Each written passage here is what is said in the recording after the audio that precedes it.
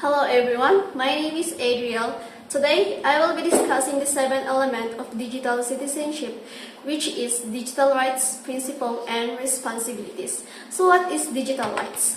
According to Ravenflow 2017, digital rights are human and legal rights that allow individuals to access, use, create, and publish digital content on devices such as computers and mobile phones, as well as in a virtual space in communities. It also says in HOT 2015, currently digital rights are not a set of rights and themselves, but are related to other human rights, particularly freedom of expression and the rights to privacy of online and digital environment. So what digital rights are? Cyber rights recognize the right of individuals, access, use, create and publish digital content, and the right of access to computers, electronic devices, and telecommunication networks necessary to exercise them. One of the flagship of this cyber right is Electronic Frontier Foundation, or what we call EFF. So what is this EFF? It is a leading non-profit organization defending civil liberties in the digital world, founded in 1990. AFF champions user privacy, free expression, and innovation through impact litigation, policy analysis, grassroots activism, and technology development. The mission of this Electronic Frontier Foundation is to ensure that technology supports freedom, justice, and innovation for all people of the world. So now we go on to what digital rights are for. Digital rights are merely an extension of the rights set out in the Universal Declaration of Human Rights by the United Nations as applied to the online world. The main objective of this is to guarantee access to the internet, avoiding the so-called digital divide, and the proper use of a network as a common asset belonging to the whole humanity. However, the lack of international consensus has led each country to develop its own digital rights charter. Despite this, supranational bodies such as European Union, or what we call EU, are proposing a common framework, at least with regard to the right to personal data protection. Now we go on to the Universal Declaration of Digital Rights. It's a common standard of digital freedom for all, to the end that every individual and every institution of society, keeping these declarations constantly in mind, shall strive to promote respect for this right and, by the progressive national and international measures, to secure the universal and effective recognition and observance in all countries of the world. So there are 21 articles of Universal Declaration of Digital Rights, which are right to internet working, right to access, right to non-discrimination of packets, right to anonymity, right to encryption, right to be free from surveillance, right to blog, right to create, right to share, right to digital protest, right to dissent, offend and be offended, right to be free from liability, right to hack. And right to hack, there are three types: black, white, gray hat hackers. Black hackers are criminals who breaks into computers network, who violate cybersecurity with malicious intent, while the white hackers use their capabilities to uncover security failing to help safeguard organizations from dangerous hackers. They can sometimes be paid employees or contractor workers for companies as security specialists who attempt to find gaps in security. And the grey hat hackers may sometimes violate laws or as usual ethical standard, but they do not have the malicious intent typically of a black hat hackers.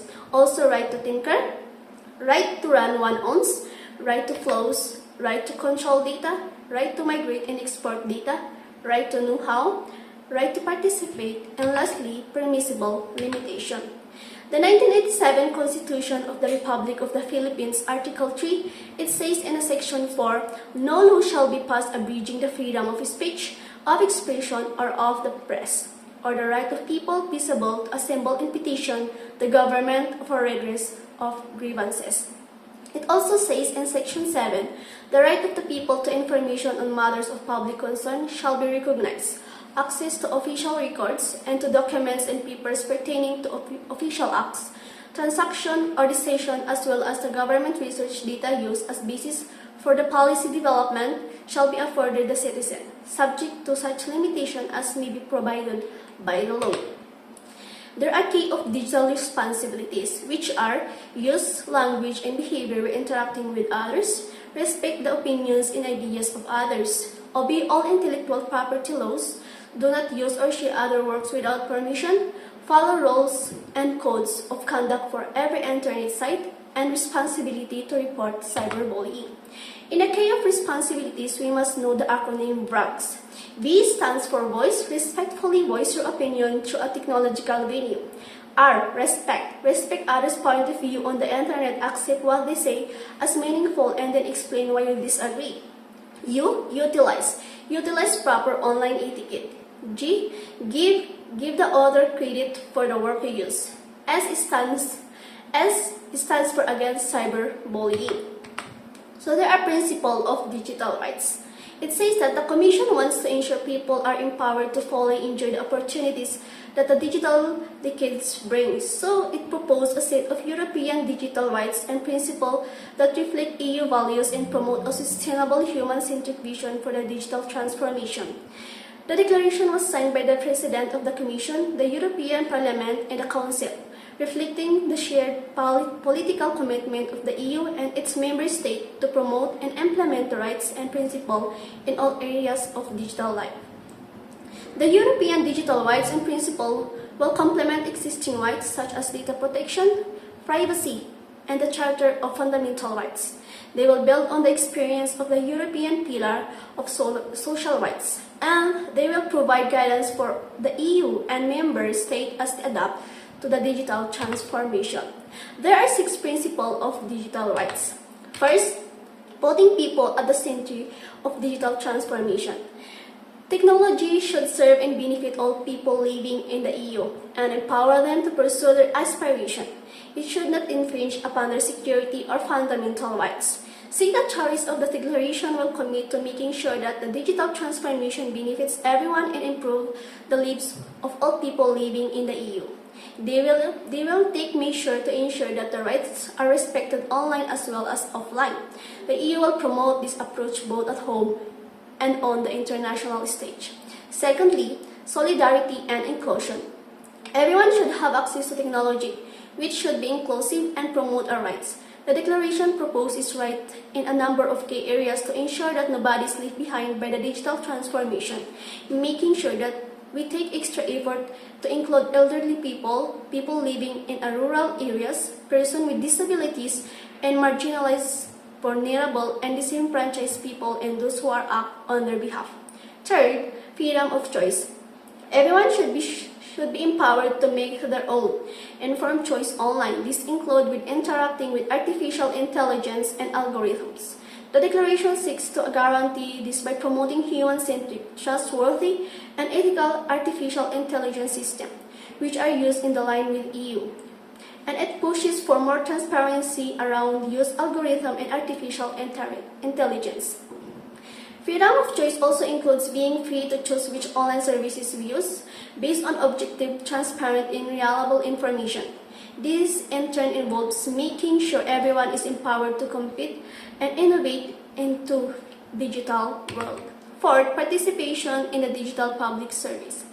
Digital technologies can be used to stimulate engagement and democratic participation.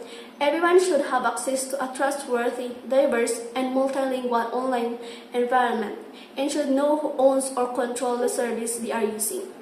This encourages pluralistic public debate and participation in democracy.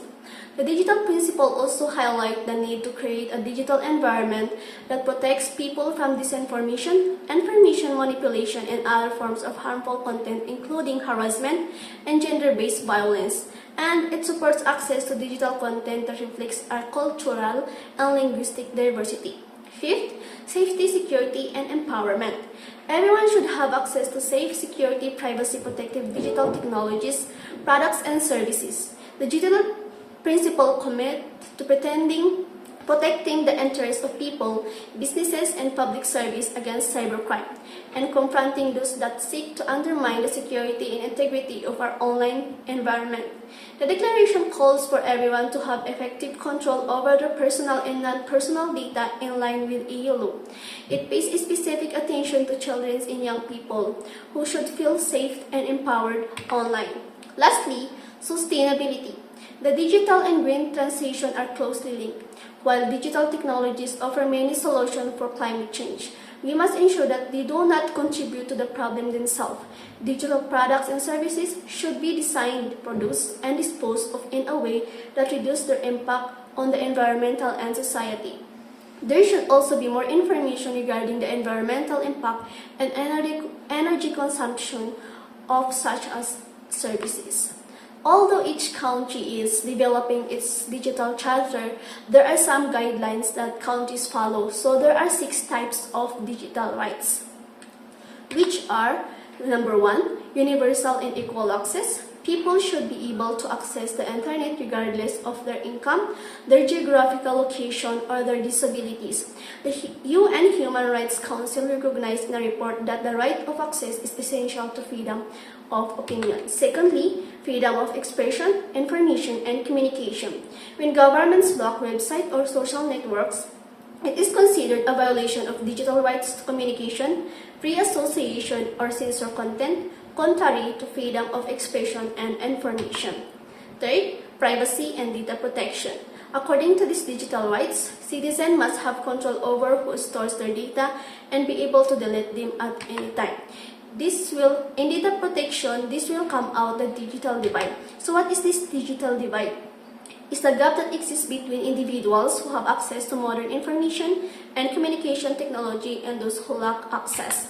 There are numerous types of digital divide that influence our effort in accessing the internet. Some of the vivid gaps in digital inequality include the 3 types of digital divide, which are gender divide, social divide, and universal access divide. It also right to anonymity. It's particularly threatened in those countries that prohibit the sending of encrypted message and communications, which is necessary for reliable and secure transaction on the internet. Right to be forgotten. This is a digital right to have unpersoned private information removed from internet searches, databases, and directories. It has already invoked in countries like Argentina, US, South Korea, and India.